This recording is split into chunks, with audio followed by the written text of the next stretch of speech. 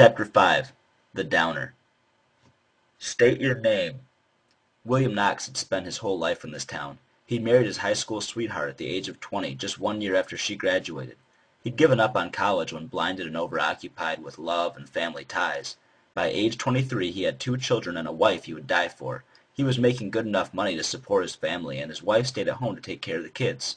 By the time his children were approaching high school age, Mrs. Knox's feelings had soured towards her husband. He was happy to live a simple, content family life, but she was not.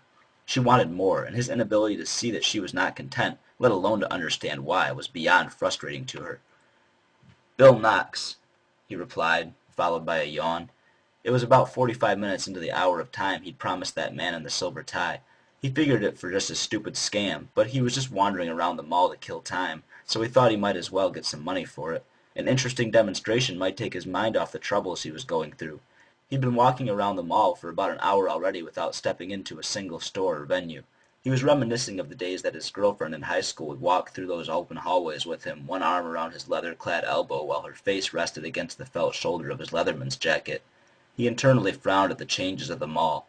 The arcade had been moved and the food court remodeled since then. To his disappointment, most of this demonstration was just a matter of him sitting in a room with 4 other men, then sitting in a hallway in total silence.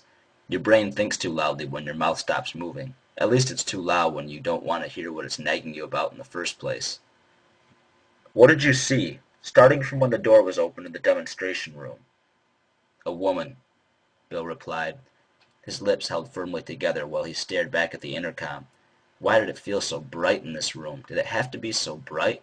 There wasn't much to look at. "Mr. Knox?" "I said I saw a woman." "Is that all?" "She had a box, and some hardware tools. She wore too much makeup, but she had an adorable little sneeze, just like Emily."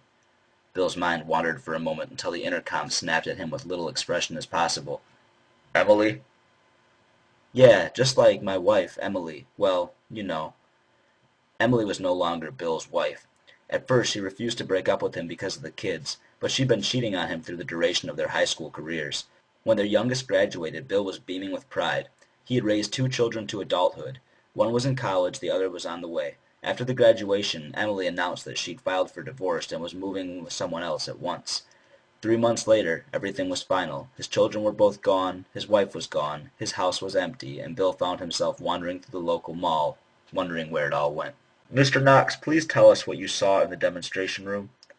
Bill's eyes blinked several times, and he closed them, rubbing them softly with his fingertips before he replied. "She took out what looked like a hammer. Then she cut some vegetables with it. After that she broke a piece of wood in half, and the sharp end was filed down. She looked happy." Bill trailed off and wiped his nose with the sleeve. "She threw the hammer at me and I caught it. I was scared, but she laughed because it wasn't very heavy. It wasn't funny to me, but I laughed for her. Then she was gone." Silence pounded at the door from the inside, begging it to open and let this failed experiment of mental escape come to a close. "Thank you for your time, Mr. Knox. A man will be waiting for you with your stipend outside." Bill stood up slowly, but he left quickly. He held up a palm to the face of the man waiting for him outside as he paced away, empty-handed.